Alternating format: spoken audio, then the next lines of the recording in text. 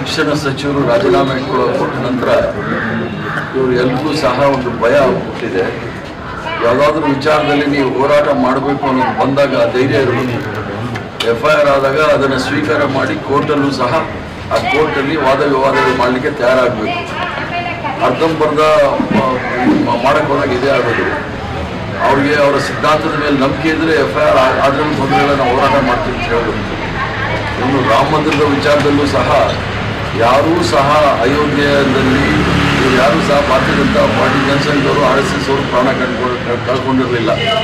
ಈಗಲೂ ಸಹ ಇವತ್ತು ಸಹ ಕ್ರಿಮಿನಲ್ ಕೇಸ್ ಪೆಂಡಿಂಗ್ ಇದೆ. ಲಾಲ್ ಕೃಷ್ಣ ಅಡ್ವಾಣಿ ಅವ್ರ ಮೇಲೆ, ಮುರಳಿ ಮನೋಹರ್ ಜೋಶಿ ಮೇಲೆ, ಉಮಾ ಭಾರತಿ ಅವ್ರ ಮೇಲೆ.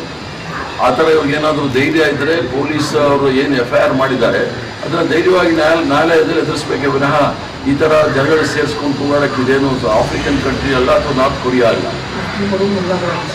ಅದೇ ಅವ್ರಿಗೆ ಮುಸ್ಲಿಮು, ಪಾಕಿಸ್ತಾನ, ಮಚಲಿ, ಮಲಯಾಳಂ, ಮಂಗಲ್ ಸೂತ್ರ ಅಂದ್ರೆ ಅದು ಬಿಟ್ಟರೆ ಬೇರೆ ಏನು ಅದು ರಾಜ್ಯದ ಬಗ್ಗೆ, ದೇಶದ ಬಗ್ಗೆ ಗೊತ್ತೇ ಇಲ್ಲ.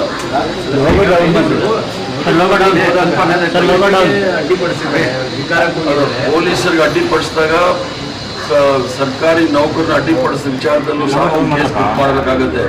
ಆ ಥರ ಮಾಡಲಿಲ್ಲ ಅಂದರೆ ಪೊಲೀಸರ ವಿರುದ್ಧ ನಾನೇ ಹೋರಾಟ ಮಾಡಬೇಕಾಗುತ್ತೆ.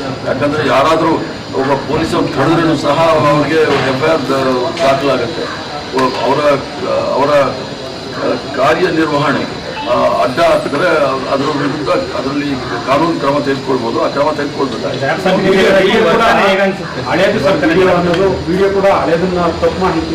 ಅಲ್ಲ, ಅವ್ರು ಜೀವನ ಪೂರ್ತಿ ಮಾಡೋದೇ ಸುಳ್ಳಿನ ಫ್ಯಾಕ್ಟ್ರಿ ಇಟ್ಕೊಂಡಿರೋ ಜನ. ರಾಜಕಾರಣಿಗಳು, ಪೊಲೀಸ್ ಈಗ 5 ವರ್ಷದಿಂದ ಜೈಲಲ್ಲಿ ಇಟ್ಟಿದ್ದಾರೆ. FIR ಕೂಡ ಮಾಡಿಲ್ಲ. 9 ಕಾಲೇಜ್